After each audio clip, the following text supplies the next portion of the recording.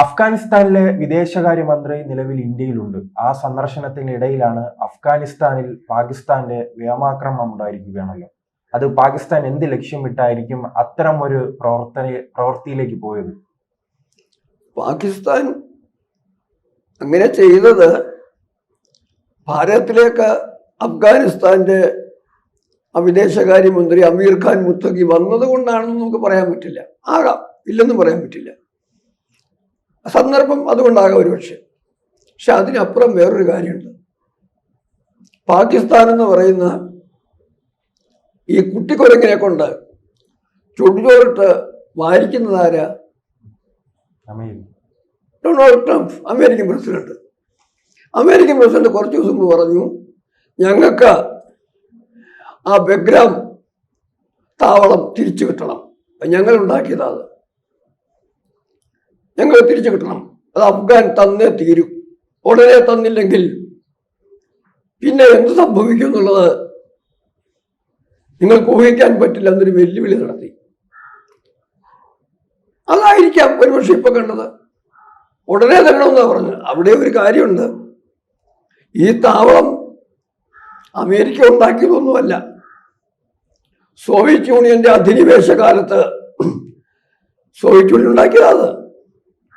Soviet union അവിടെ തുരത്തി. പിന്നീട് വന്ന സാഹചര്യത്തില് അമേരിക്കയുടെ കയ്യിലായി. അതിപ്പോ തിരിച്ചു വേണമെന്നാ പറയുന്നത്. അത് തിരിച്ച് കിട്ടുക താല്പര്യം ഏറ്റവും കൂടുതലുള്ളത് പാകിസ്ഥാൻ രണ്ട് യജമാനന്മാരാണ്. ഒരു യജമാൻ അത് വേണമെന്ന് പറയുമ്പം പാകിസ്ഥാന്റെ മറ്റേ യജമാനന്മാരായ ചൈനയ്ക്കാണ് ഒരു കാരണവശാലും അഫ്ഗാനിസ്ഥാനിൽ അങ്ങനെ ഒരു സൈനിക താവളം അമേരിക്കയ്ക്ക് ലഭിക്കരുതെന്ന് ആഗ്രഹിക്കുന്നത്. അതിന് കാരണമുണ്ട്. അത് അവിടുന്ന് വളരെ അടുത്താണ്. ചൈനയുടെ 2 or 3 ആണവ പ്രാധാന്യമുള്ള കേന്ദ്രങ്ങൾ. അത് ചൈനയുടെ രണതന്ത്ര താല്പര്യങ്ങളെ ബാധിക്കും. അത് ചൈന ഒരിക്കലും ഇഷ്ടപ്പെടുന്നില്ല. അതേസമയത്ത് തന്നെ മറ്റൊരു കാര്യമുണ്ട്. അമേരിക്ക ഈ സ്ഥലം ഞങ്ങൾക്ക് കിട്ടണമെന്നുള്ള ആഗ്രഹം പറയുന്നു. കിട്ടിക്കഴിഞ്ഞാലോ അങ്ങോട്ട് അടുക്കാൻ വേണ്ടി അതൊരു ലാൻഡ് ലോക്ക്ഡ് സ്ഥലമാണ്. എന്ന് പറഞ്ഞാൽ സമുദ്രമാർഗം എത്തുന്നതിന് സൗകര്യമില്ലാത്തൊരു സ്ഥലമാണ്. അനായാസേന എത്താൻ പറ്റുന്ന ഒരു സ്ഥലമല്ല അത്. അതൊരു പക്ഷെ അമേരിക്കയുടെ കൈ കിട്ടിയാലും അവിടെ ചെന്ന് താവളമടിക്കേണ്ടി വരുന്ന അമേരിക്കൻ സൈനികർക്ക് സമാധാനമായിട്ട് കിടന്ന് ഉറങ്ങാമെന്നൊന്നും വിചാരിക്കേണ്ട. പ്രദേശം അഫ്ഗാനിസ്ഥാനാണ്. ഏത് നേരത്തും അവിടെ തങ്ങുന്നവരെ അങ്ങേ ലോകത്തേക്ക് അയക്കുന്നുള്ള കഴിവുള്ള ആ ഒരു ഗറില്ല തന്ത്രം കയ്യിലുള്ള കൂട്ടരവര്. ട്രംപ് എന്തിനാണ് ഈ ഒരു കാര്യത്തിൽ അമിതമായ താല്പര്യം കാണിക്കുന്നതെന്നറിയില്ല. ജോ ബൈഡൻ നഷ്ടപ്പെടുത്തിയ ഒരു സങ്കേതം തിരിച്ചു പിടിച്ച് സ്വാഭാവികമായും അമേരിക്കയ്ക്ക് അവിടെ താല്പര്യമുണ്ട്. ഒരേ സമയത്ത് ചൈനയുടെയും റഷ്യയുടെയും പാകിസ്ഥാന്റെയും മേഖലകളിലേക്കുള്ള അമേരിക്കയുടെ അടുപ്പം വർദ്ധിപ്പിക്കാൻ ഉതകുന്ന ഒരു താവളമാണ്. പക്ഷെ അമേരിക്ക അതൊക്കെ എത്രയ്ക്ക് എഫക്റ്റീവായിട്ട് ചെയ്യാൻ പറ്റും എന്നുള്ളത്. അല്ല, ട്രംപ് ഇത്തരം ആഗ്രഹത്തിലേക്ക് പോകുന്നത് ഈ ചൈനയെ ലക്ഷ്യമിട്ടായിരിക്കുമോ? അദ്ദേഹത്തിന്റെ താല്പര്യം എന്താണെന്ന് നമുക്ക് ഉറപ്പിച്ച് പറയാൻ പറ്റില്ല. തീർച്ചയായും ട്രംപിന്റെ പ്രൈമറി ടാർഗറ്റ് ചൈനയാണ്, അതിന് സംശയമൊന്നുമില്ല.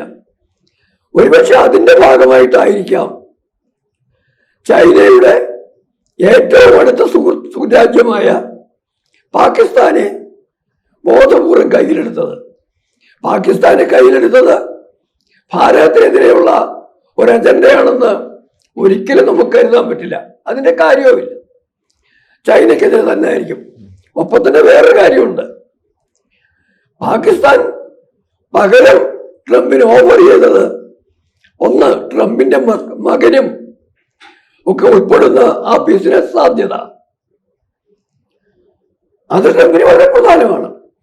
രണ്ടാമത്, ബലൂചിസ്ഥാനിലും മറ്റുമുള്ള ആ റോ മിനറൽസിന്റെ സാധ്യത, അതൊരു വലിയ ഖജനാവാണ്.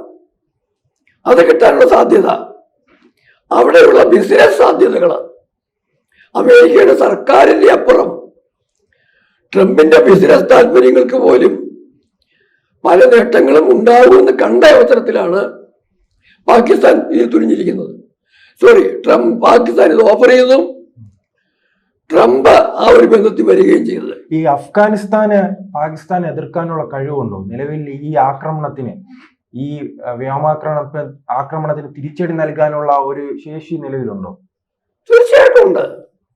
കാരണം പാകിസ്ഥാനിന്റെ ഉള്ളിൽ അഫ്ഗാൻ താലിബാനികളുടെ സാന്നിധ്യം കൃത്യമായിട്ടുമുണ്ട്.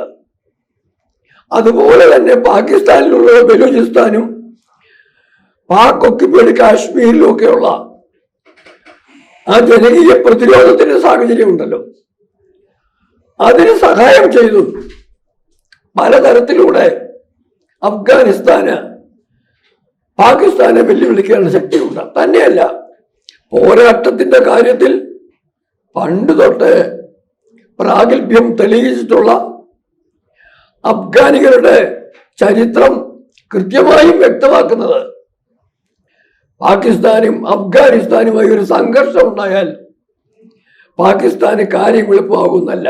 ഒരു കാര്യം കൂടെ ശ്രദ്ധിച്ച് ഓർക്കുക, സോവിയറ്റ് യൂണിയൻ അഫ്ഗാനിസ്ഥാനിൽ നിന്ന് തിരിച്ചു പോകേണ്ടി വന്നു.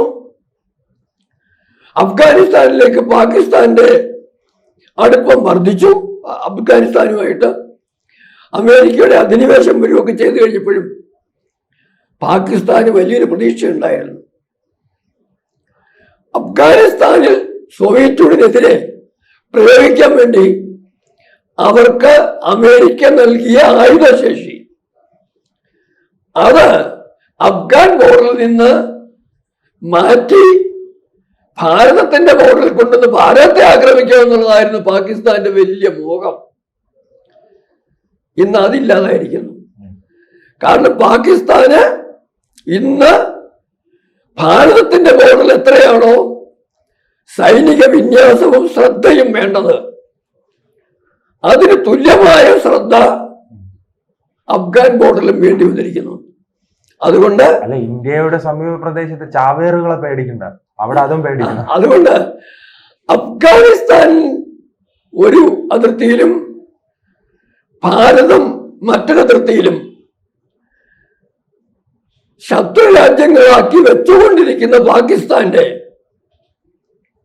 നിലപാടുകൾ ആത്മഹത്യാപരമായിരിക്കും എന്ന് മാത്രം പറഞ്ഞു നിർത്തുന്നതായിരിക്കും ഒരുപക്ഷെ നല്ലത്. കാരണം പാകിസ്ഥാന് വിഴുങ്ങാൻ കഴിയുന്നതിനും വലിയുള്ള കാര്യമായി ഏറ്റെടുത്തിരിക്കുന്നത്. അല്ല, ഇപ്പോൾ അവരുടെ സൈന്യം വലിയ അഗ്രസീവിലാണ്. സ്വന്തം രാജ്യത്തെ ജനങ്ങൾ ആക്രമിക്കുന്നു, അയൽ രാജ്യത്തെ ആക്രമിക്കുന്നത്. എന്തിന്റെ പുറപ്പാടാണ്? ട്രംപിനെ കണ്ട ഒരു ആവേശമാണ്. ഒന്ന് ആവേശമാണ്, രണ്ടാമത് പിടിച്ചിരിക്കാൻ കാരണം വേണം.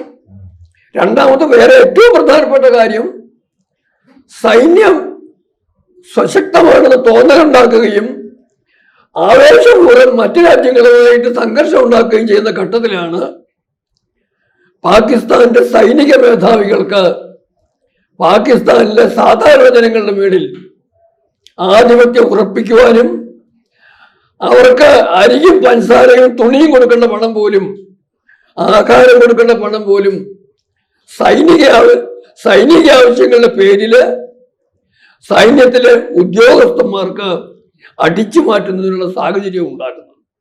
അത് നമ്മൾ മനസ്സിലാക്കണം.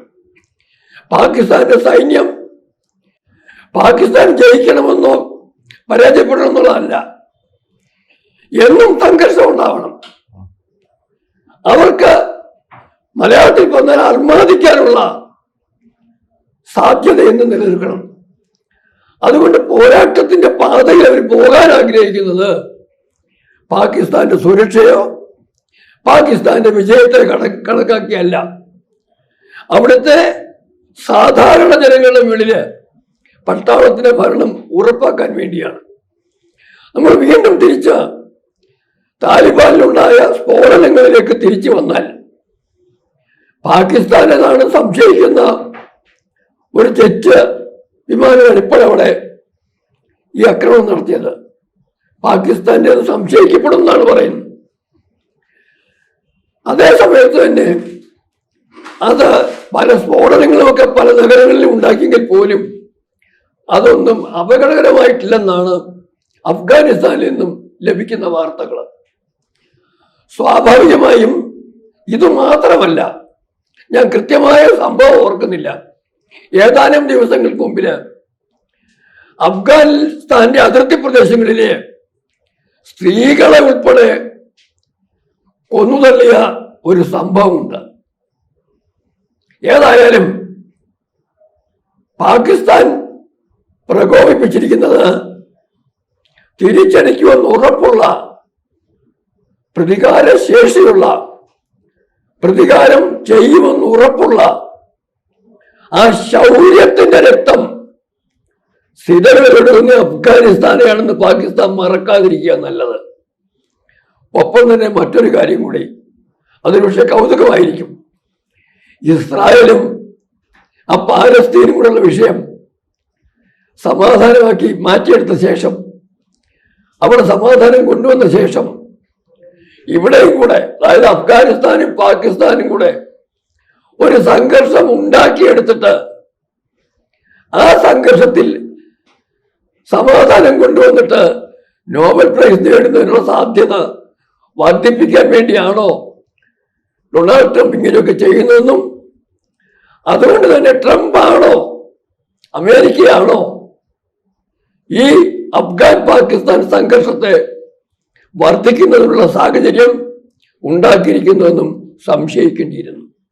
എന്തായാലും ഇസ്രായേൽ പാലസ്തീൻ യുദ്ധം അവസാനിച്ചെങ്കിലും, സമാധാനമായി എന്ന് പറയുന്നെങ്കിലും, റഷ്യയും ഉക്രൈനും തമ്മിൽ സംഘർഷം നിലനിൽക്കുക. പാകിസ്ഥാനെ ഒതുക്കാനുള്ള ആയുധങ്ങൾ ഇന്ത്യയിലുണ്ട്, പക്ഷെ ആയുധങ്ങൾ നീ അങ്ങനെ നൽകുമോ വിദേശകാര്യ? ഞാൻ പറഞ്ഞത് അഫ്ഗാനിസ്ഥാനും പാകിസ്ഥാനും കൂടെ ഒരു സംഘർഷം ഉണ്ടാകുന്നത് ലോകത്തിന് നല്ലതല്ല. ഒന്ന്, പിന്നെ ഭാരതത്തെ സംബന്ധിച്ചിടത്തോളം ഭാരതം കാത്തിരുന്ന് കാണും. തന്ത്രപരമായി ഇടപെടേണ്ട മേഖലകളിൽ ഡിപ്ലോമാറ്റിക് ആണെങ്കിലും സ്ട്രാറ്റജിക്കലായിട്ടാണെങ്കിലും ഭാരതം ഇടപെടും. എന്തായാലും ഒരു കാര്യം ഉറപ്പ് വിചാരിക്കുക, പാകിസ്ഥാന്റെ അഹങ്കാരം ഭാരതം അനുവദിച്ചു കൊടുക്കുമെന്നുള്ള ഒരു പ്രതീക്ഷയും ആരും വെച്ചു പുലർത്തണം.